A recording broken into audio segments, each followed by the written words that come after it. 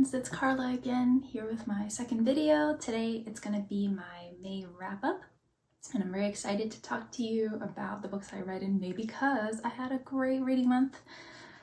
So the first book I want to talk about is War and Peace by Leo Tolstoy.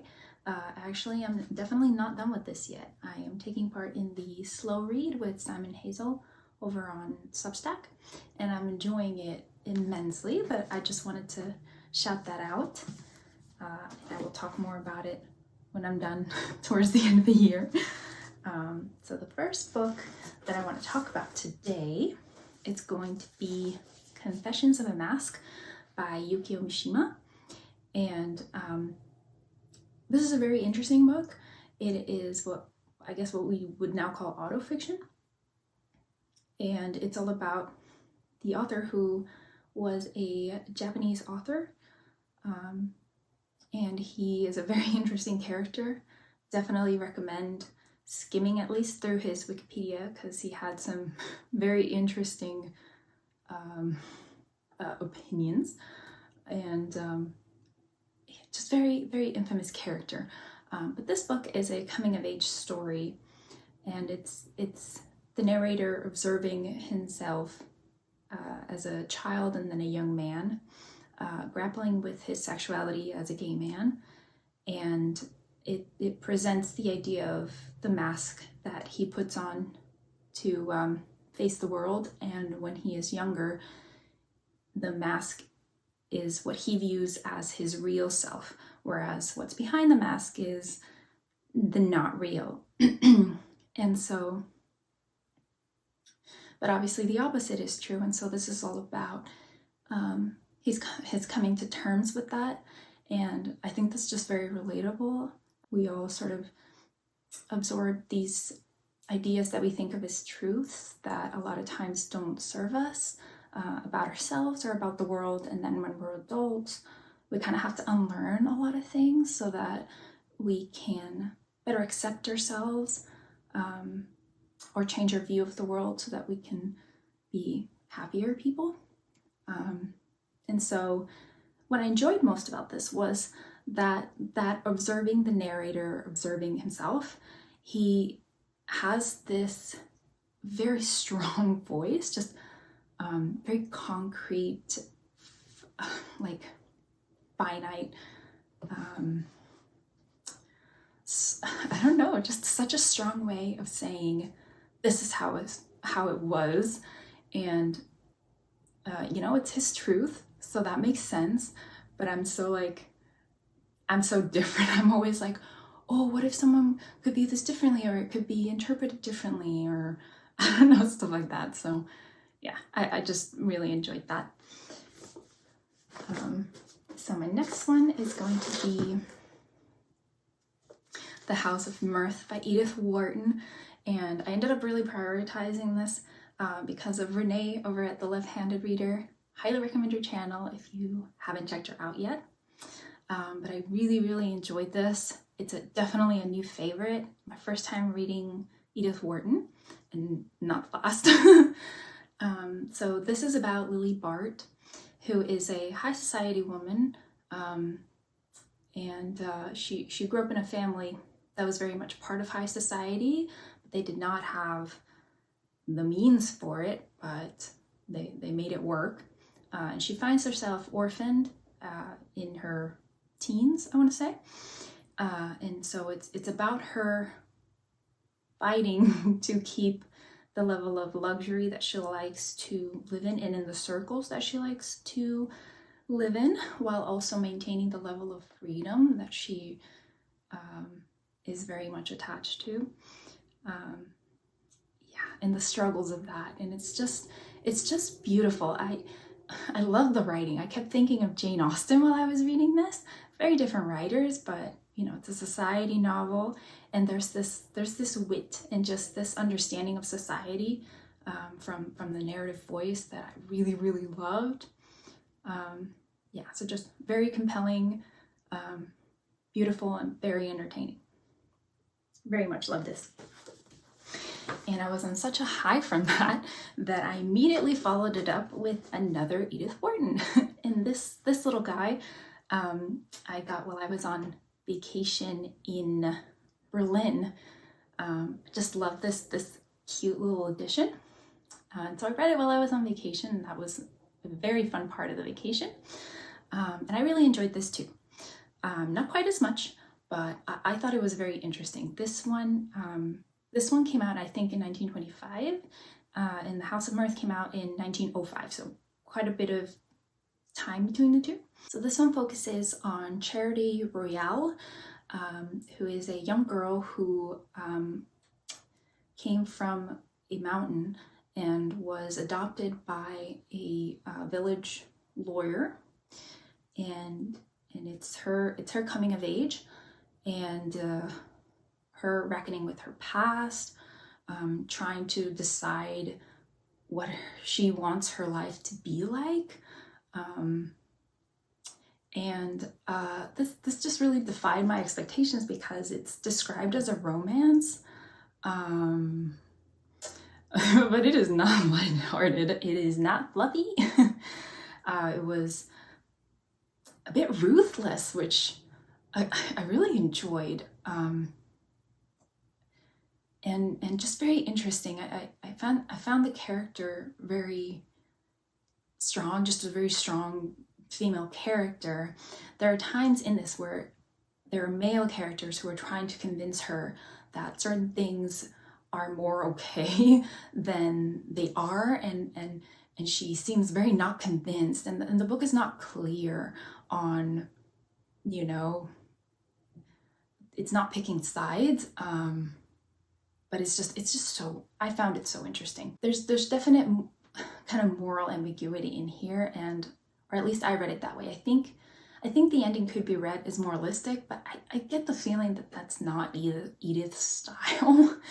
I think that she just really creates characters that have strong minds and just really lets them have to deal with the consequences of their actions. So my next book is another novella. It's very short. I also found that one while I was on vacation. Just spontaneously, I found it in a bookstore, and I ended up not buying it in that moment. So I read it as an ebook from the library, and I really enjoyed this. I really feel like I found a little gem. So this one is historical fiction. It's West by Carys Davies, who is a Welsh author, but this is set in the very early 1800s in the US. It starts out in Pennsylvania, and it is about a father and a daughter. And the father is about to set out, the book starts with the father about to set out on a journey to the Western United States, which was not even fully mapped at the time. And so he is convinced that he must go find monsters because he saw in a newspaper that they found what I guess are mammoth bones, and he believes that they're out there, and he just has to go find them. His wife died, and so it's just him and the little girl, Bess, and it just starts out so strong. I was so hooked with the very sad initial conversation that they're having when he's about to set off. And so he leaves her with his sister in his farm, and it's just about their story. It's about what happens while he's away, because as you might imagine, it's a very long journey, especially in those days, and he doesn't know how long it's going to take him to find these monsters. And I really love this. I love the theme of this idea of the West as chasing rainbows. It made me think a lot of the idea of the American dream, and you know, the folly of chasing rainbows, the consequences of prioritizing fantastical dreams, and also how much we can and can't control in our lives and the way that our actions affect those around us. So yeah, highly recommend, or just really enjoyed it. Very compelling. Yeah. Okay, so my last book is going to be Mrs. Dalloway. And I have a little history with this book because I actually tried reading this before and I just could not get on with it. I had a hard time, and I just felt like it's just a book that's, you know, important in literary history, and I just felt like I want to have read it, even if it's not a favorite. I want to try it again, and so I picked it up again, and you know, I was finding it a little hard to get into the writing style. It's hard to discern who the narrative is focusing on because it's written in a stream of consciousness style, and it sort of drifts in who the narrator is focusing on at a time. So before I describe any further, I wanted to say the way that I ended up going about it is that I actually found an audiobook on Audible for it that I really loved, and it made it so much easier to keep track of who was talking or who we were focusing on, a lot easier. And I just listened to the audiobook and it really worked for me, but it does require you to really focus. And so if you're someone that struggles to really focus with audiobooks, I do recommend pairing it with a written format. I think that could be a very helpful way to make it easier to get into it. And the audiobook that I ended up listening to was an Audible, and it was narrated by Juliet Stevenson, so I recommend that one. So this was a very interesting reading experience for me because like I mentioned, I expected to not necessarily love it, you know, and ended up being a really big surprise. But let me just give you the premise first, if you don't know. So the story takes place in only one day, and it starts out focusing on Mrs. Dalloway, who is going to have a party that evening, and so she is heading out in busy London to get some flowers for her party. And it's really beautifully written. It's, like I mentioned, in the stream of consciousness style, and so we start out sort of focusing on Mrs. Dalloway, and as she's walking through the street and she's describing what she's seeing, what she's experiencing and feeling, the narrator switches sort of focus and drifts, almost like camera panning in a movie, and sort of focuses on different people on the streets, and you get to learn more about them as the story progresses. And that's really all it is. It's about different people. It's about life. And as it moves, you get to learn more and more about the characters. Your understanding of them as people, learning about the nuances of their personalities and their experiences deepens a lot. It surprised me with how much that happens, and it's really interesting to see characters through their consciousness, seeing them commenting on other people and themselves, and then you see those people through other people's eyes, and you get this really cool, you know, very like open understanding of this little society, and also the times. I found myself going from thinking it was okay to thinking, oh, this is actually okay, I'm enjoying this. And then by the middle, I started to really enjoy it. I was like, I actually like this quite a lot. That's great. And then at the, you know, 3/4 area, I started to kind of, and then by the end just, the end was amazing. I loved it so much. It really made the whole book for me. It really brought it together, because throughout the whole thing, I sort of drifted between viewing it, trying to think of things sort of analytically, and then sometimes just letting it sort of wash over me and more just feeling it. And I think that it's the kind of book that is made to be read more than once. You will get a lot of, you know, you can read it many times and get something different every time, catch different things, but then also relate it to your life in different ways throughout your life. And yeah, it's an experience.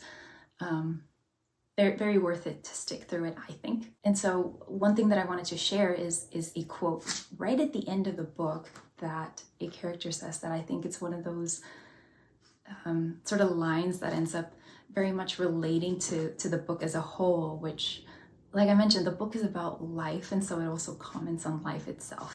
So the quote is by Lady Rossiter, and she says, "What does the brain matter compared to the heart?" And that just really jumped out at me, and it comes right before the final lines, and to me it just, oh, that's it. It's, you know, I think in the end in life, that's true. Life is so much about just feeling the experience rather than the thinking about it. And I've seen that some people have a hard time understanding the ending. And I think, I mean, I get why might that be the case. There are sections that feel very abstract, and especially in those moments, I think that the best thing you can try to do is just kind of let it wash over you, let it just sort of feel it. And that's what I got from the end. I just felt it. I felt it so much. It was like fireworks. I was like, oh my God. And yeah, so I hope other people can feel that too. Yeah, so really loved it. If you can't tell, highly recommend. So happy about that, you know, because I thought, oh well, you know, I'm just not gonna be a Virginia Woolf person. But no, turns out that's not the case, and I'm very happy about that. So yeah. Thank you so much for joining me and watching. I will see you next time. Bye.